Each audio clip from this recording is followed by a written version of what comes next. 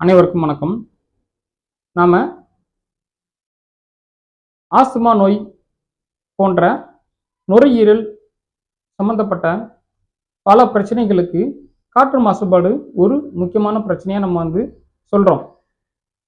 இதற்கு முந்தைய ஒரு வீடியோல நம்மளுடைய குடியிருக்கக்கூடிய வீடுகள், அலுவலகங்கள் மற்றும் சில இடங்கள்ல எந்த மாதிரியான அந்த வழிமுறைகளை பின்பற்றும் பொழுது காற்று மாசுபாடு ஏற்படுவதை தவிர்க்க முடியும் அப்படின்ற சில விஷயங்கள் நம்ம பார்த்தோம். இன்னைக்கு நம்ம வீடியோல சுற்றி இருக்கக்கூடிய அந்த சுற்றுப்புறங்கள்ல பல மாசுபாடுகள் ஏற்படுவதற்குரிய நிறைய காரணங்கள் இருக்கு. அதை நம்ம எப்படி தவிர்க்க முடியும், ஒரு தனி மனித ஒழுக்கம் அப்படின்றது பாத்தீங்கன்னா நம்மளுடைய சுற்றுப்புறங்களையும் தூய்மையாக வைத்திருப்பதில் கண்டிப்பா இருக்கணும்.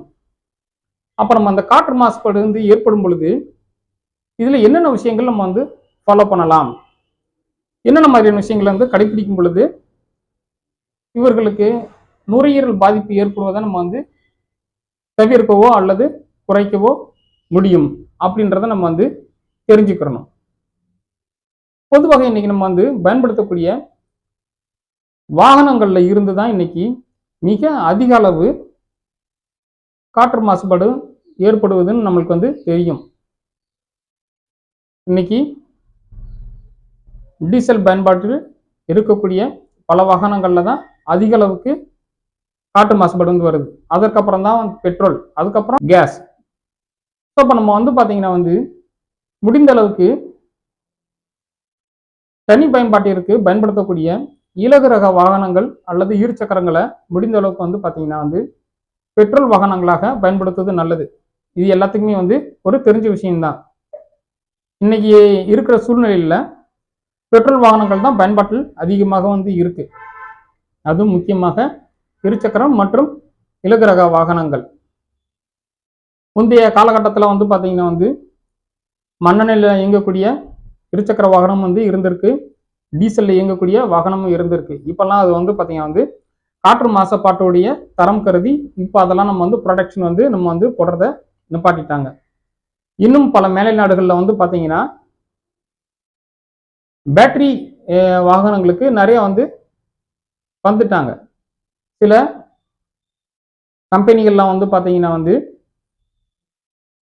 இந்த பெட்ரோல் டீசல்ல இயங்கக்கூடிய வாகனங்களை ப்ரொடக்ஷனே நிப்பாட்டிட்டாங்க. காரணம் என்னன்னு பாத்தீங்கன்னா காற்றினுடைய மாசுபாடு அதிகரிச்சுக்கிட்டு இருக்கின்ற ஒரே காரணம் தான்.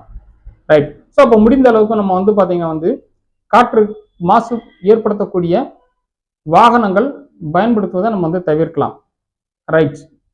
அதற்கப்புறம் நம்ம பாத்தீங்கன்னா இன்னைக்கு வாகனங்கள் மொத்தமா ஒரே நேரத்தில் நம்ம வெளியில போறதோ வீட்டுக்கு போறதோ நம்ம கவனிச்சிருப்போம்.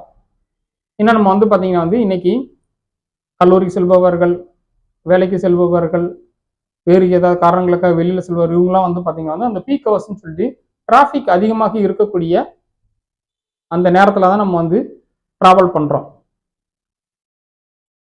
டிராபிக் அதிகமா இருக்கும் பொழுது நம்மளுக்கு வண்டியில டிராவல் பண்றத என்ன பிரச்சனை, எப்போ வண்டியில போனாலும் அதே பிரச்சனை தானே அப்படின்னு நம்ம நினைக்கலாம்.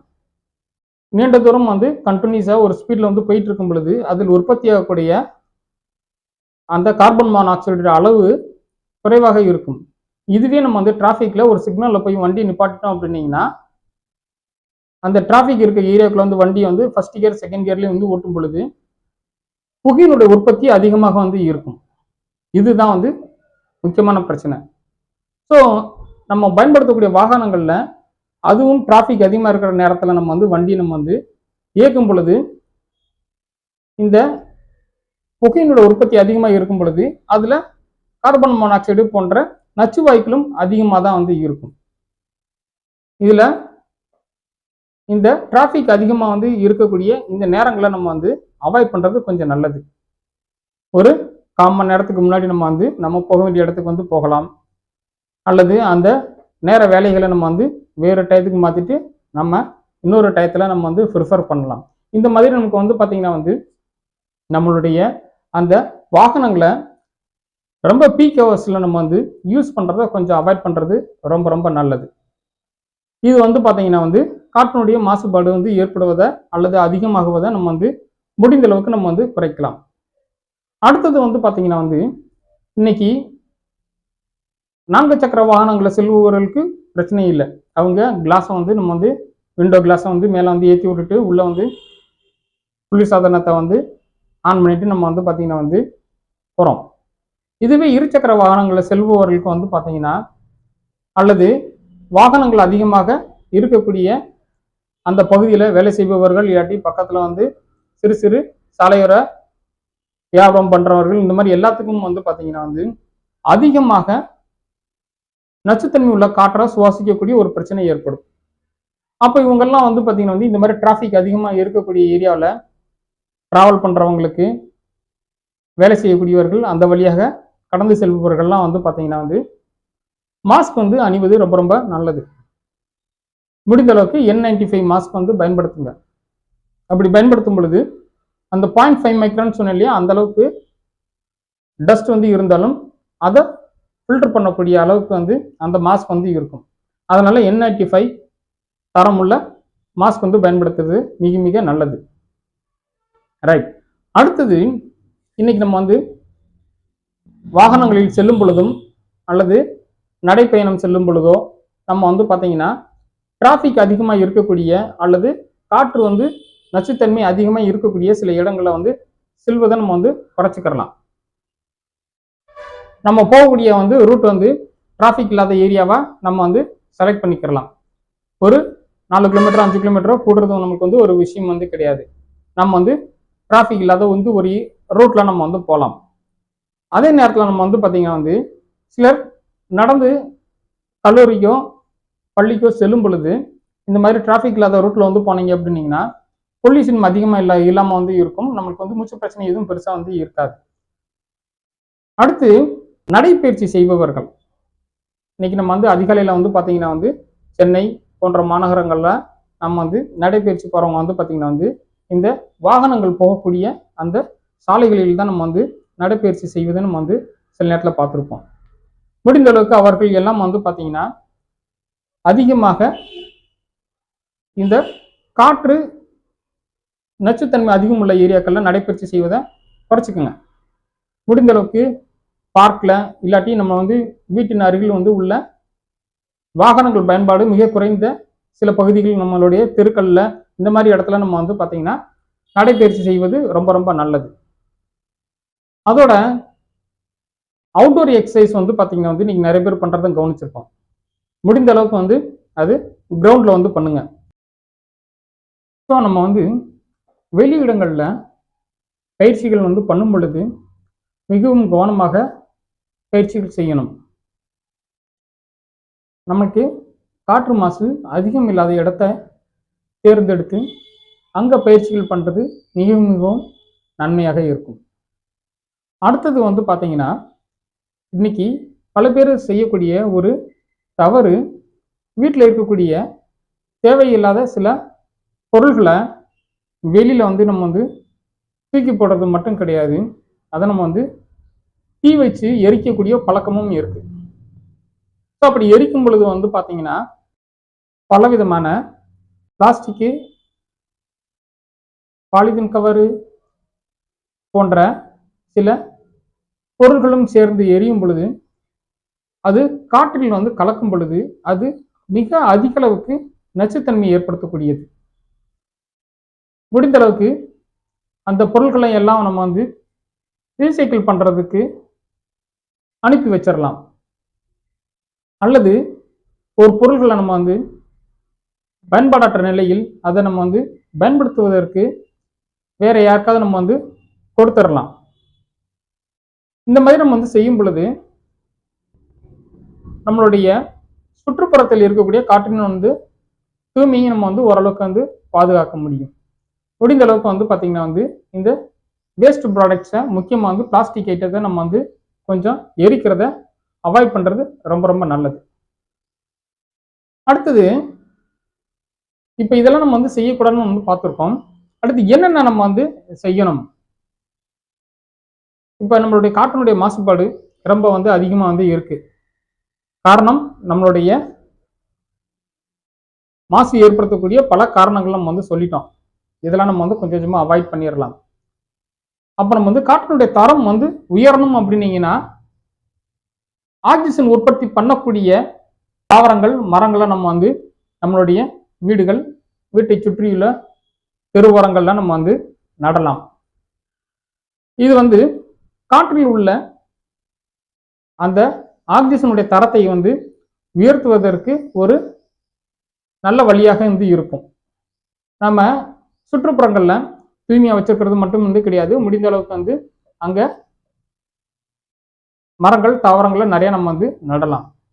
அடுத்தது வீடுகளுக்கு உள்ள இன்னைக்கு வந்து பல பேர் வந்து சின்ன சின்ன சிறு வகையான தாவரங்கள் நீங்க நிறைய நம்ம வந்து பாத்தீங்கன்னா பார்த்துருக்கோம்.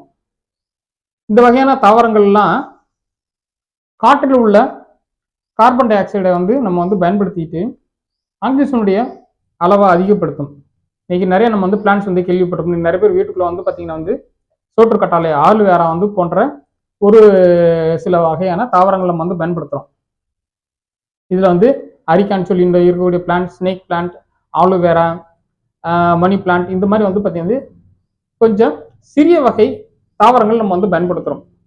பொதுவாக வந்து கிராமத்துல வந்து பாத்தீங்க அப்படின்னீங்கன்னா பல வீடுகளுக்கு வந்து மத்தியில மேலாப்புல வந்து பாத்தீங்கன்னா வந்து இந்த ஆலுவேராவை வந்து கட்டி தொங்க விட்டுருக்கிறத நம்ம வந்து கவனிச்சிருப்போம். ஆனா அது வந்து பாத்தீங்கன்னா வந்து காய்ந்து போவது வந்து கிடையாது. காற்றில் உள்ள ஈரப்பதத்தை நம்ம வந்து பயன்படுத்தி அது உயிர் வாழும். ஸோ இந்த மாதிரி நம்ம வந்து பாத்தீங்கன்னா வந்து வீட்டுக்கு உள்ள இன்டோர்ல நம்ம வந்து பாத்தீங்கன்னா வென்டிலேஷன் இருக்கிற மாதிரி வீடையும் நம்ம வந்து அமைத்து அங்க சில ஆக்சிஜனை வந்து அதிக அளவுக்கு உற்பத்தி பண்ணக்கூடிய தாவரங்கள் நம்ம வந்து வளர்க்கலாம்.